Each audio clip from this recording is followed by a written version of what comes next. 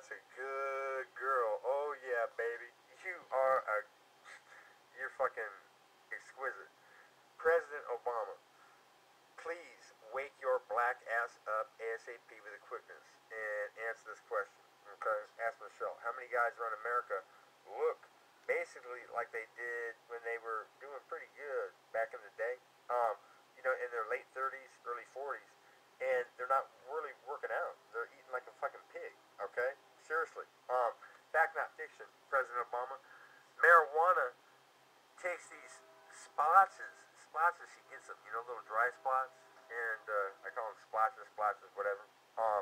Yeah, she gets them, and the pills that the vet gave didn't seem to work, but fucking putting hash oil in this bowl right here, I get it hot. I put hot water in there, I waste it, get it hot, and then the hash oil melts, and then I fucking put, used to be Old Roy, but she doesn't like that anymore. She likes pedigree, big time. She doesn't really like fucking Old Roy. I hope Walmart takes it back and saves me some money.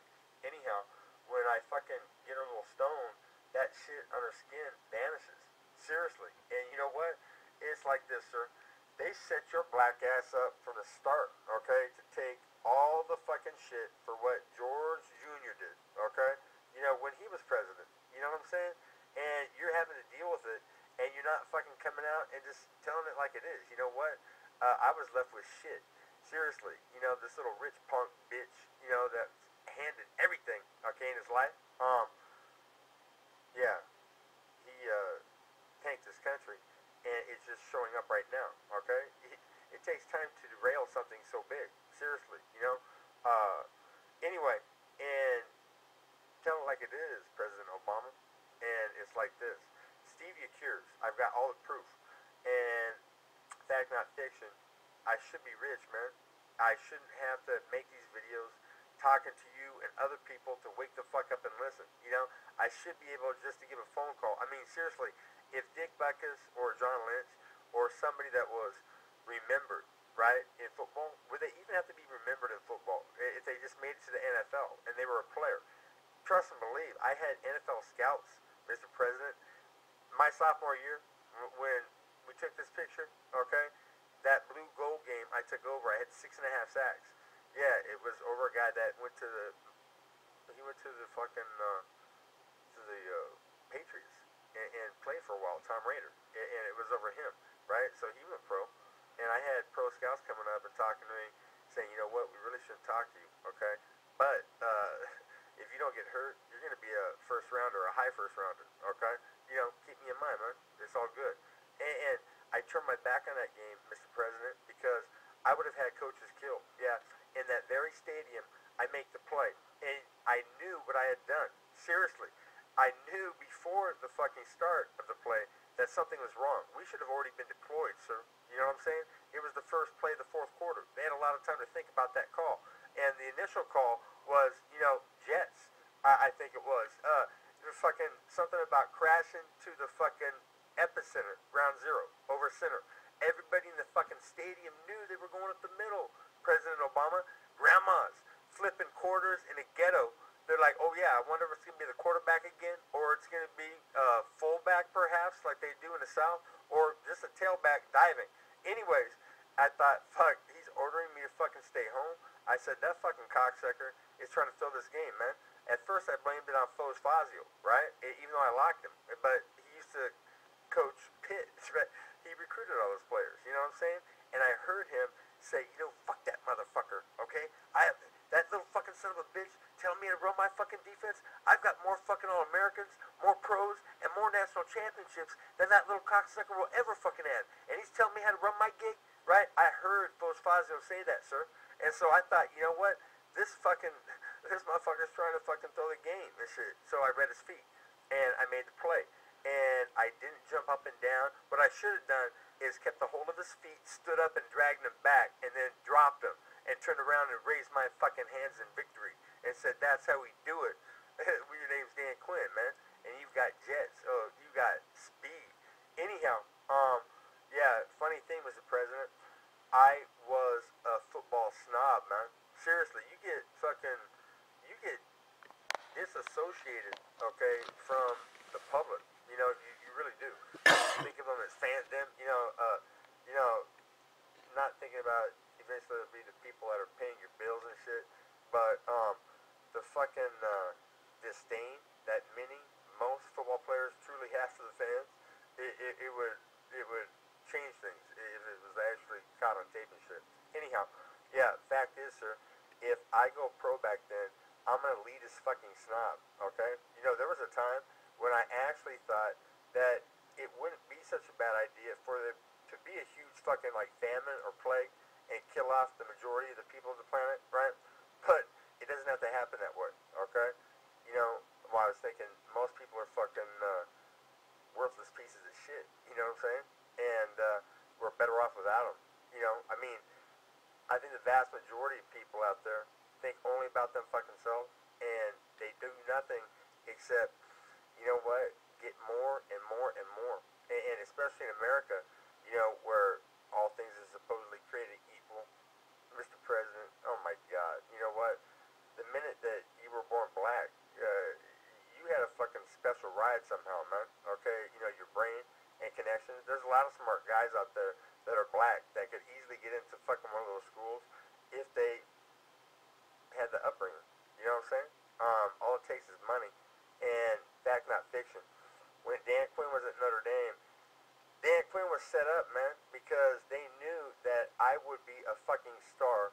And, you know, like I heard Phyllis Fazio say that, and then I heard Digger Phelps and Jerry Faust, lieutenant commanders, fucking clowning him, talking about treason, sir, about how they actually let Jerry Faust practice for an entire fucking day, okay? This particular play where at the end of the game you want to win it by a field goal, so you tell the refs, you line up in fucking kickoff formation and just boom it. You could, some guys could damn near get, what, 80 yards, okay? Like a kickoff and shit. Anyways, that might not be such a bad idea, alright, in like arena football or another league. You know what I'm saying? Make the game a little more exciting, man. Going for fucking 80-yard field goals and shit, right? Can he make it? Anyhow, yeah, so what happened is the lights went out, sir, and I couldn't fucking get dressed in the locker room, so I went into the fucking hall between the fucking coach's dressing room, and I was in a dark corner, and I saw Digger Phelps come out, and it was Malmore or Halmore, but it was all Jerry Faust's coach, and they start fucking clowning him, and you know, Digger Phelps is, you know, mimicking his fucking, his twang to his voice, and mimicking his limp, and I thought, what a fucking piece of shit, man, because Jerry Faust is actually one of the best guys I've ever met, and Jerry Faust, you know what, you're still alive, please, take a look at this video and know that I never told that reporter that you were an absent-minded fool or whatever they fucking said. I said, you know what? I said, Jerry is in over his head, man. Okay? I said, you know what? But I was thinking about what fucking those guys said. And what was I going to say? Jerry Faust is getting fucking set up and shit, you know, and you know, now fucking Lou Holtz has come in, and I'm hoping that fucking things will be fucking, you know, different, better. I'll actually be a lot of play. Tell you what, if Jerry Faust stays at Notre Dame, Marty Lippincott is an all-pro if he doesn't get hurt, because Tony Siragusa was, and I saw Marty kick his ass in high school, and Jerry Faust told me as an inducement to come to Notre Dame, you know what, you'll be rooming with Lippincott, and you'll be on the same defensive line, which will form the best defense in college football history. And fact, not fiction, Notre Dame's national championship team would have had the best defense that college football has ever seen. And that is what Lou Holtz robbed you of. It should have been Cedric Figaro at his true LT type position, man. You know what? Figs was really, really good, man. And the NFL got him cheap because Holtz fucking backed him off into the drop-in position that Dave Butler, that never went pro, okay? Cedric Figaro went pro out of the drop-in position, okay? Dave Butler didn't, and he was decent good, man. And you know what? Dave Butler fucking apologized to me, Lou Holtz, before the season. You know what he said? He said, you know what, man? I apologize. He brought a case of beer over to my room, okay, like a knight on a mission. And he said, I apologize for playing in front of you, man. You know what? I mean, we can get into what he said, but it was obvious, I guess, to everybody on the fucking team. But Holtz was holding me back. And this is what I'm saying, President Obama. If it's not for Lou Holtz, all right, Millions of lives have already been saved because I've discovered the cure. I can prove that stevia cures the human body if you put it in water and drink it, and then if you force the food and drink makers that are poisoning bodies all around America knowingly, okay? The sugar aisles, the death aisles at Safeway. Oh my God! You know what? I took my sons to a all-you-can-eat Chinese, and they headed for the pizza and the fucking breads. And I, whoa, whoa, whoa, hold your jets. I said, you know what? Look around and look at the people and see how fat you see them over there? What are they eating? They're eating the same shit as you, man. Okay? I said, no, this. Why don't you follow what I do? Load up on all the fucking meats, kick all the carbs to the curb, and just go protein. You know what? You're gonna be fucking looking lean like me. And then I could have thrown in, sir, perhaps changing the 3 meal a day diet to maybe like 5, 6 snacks. You know what? On a constant. You know, stoking the engine. Put it like this. The Bible, sir, has led us astray from the start, okay? It fucking tells us, you know, basically, go and take over this fucking planet and don't take shit from anything or anybody, okay? Because you're a fucking man, goddammit, and you deserve it. You know what I'm saying? I mean, women are helpers. They're not fucking companions, you know, significant others. You know, they had a lot of helpers in the South, sir. And I wonder if you have any family that was lynched. You know what I'm saying? Kind of like Cedric Figaro. I'll tell you what, Figs. When I said to Sean Munster, I said it to Molly in front of Sean Munster. I said, hey girl, I said, how's everything on the dark side? That was for Sean Munster. And the reason for it is I had told him a lie. See, you were dating him just to be nice. There was no chance. I mean, I'm talking about Boo Boo Harris, Gray Harris, you know, the brother that drove Sean Munster fucking nuts. And Boo Boo had a little dick, right? And I knew that you weren't going to give him any pussy anyways, right? But I fucking lied, and I said, you know what? You've heard me talk about Pat Ballard, right? So fucking Boo Boo is just like that. So there's a chance that he could be tearing fucking what you want up, dog, and you might not ever fucking even touch the side. And it drove him nuts. And so when I walked in, Figs, that was for fucking Sean's ears. So how's everything on the dark side, girl? Because we were talking about it, and it drove Sean crazy, you know? Anyhow, I'm not racist, Cedric Figaro. Never have been. And when I'm making $1 billion a day, because I can make a liquid that acts like the Fountain of Youth. I'm the guy that figured out putting stevia in water and blending. Seriously, if I had pre-planned this, you know, I just fucking blend it and boom. It would take too long for it to fucking come down. You know what I'm saying? Well, fuck it.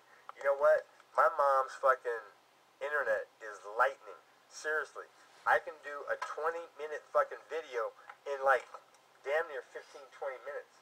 And at my house, it takes 300 minutes. And you know what, sir? It's like this. Fact is, every 7 seconds, an American woman dies from where Ali Sonoma was potentially headed, sir. A lump, a year and a half old, getting bigger, causing doctor visits. Oh, they were starting to get concerned. That's a career ender, Ali. You know what I'm saying? And what she did is she listened to Diego Sanchez, and she put stevia in water, and she drank it. And it vanished in 14 fucking days.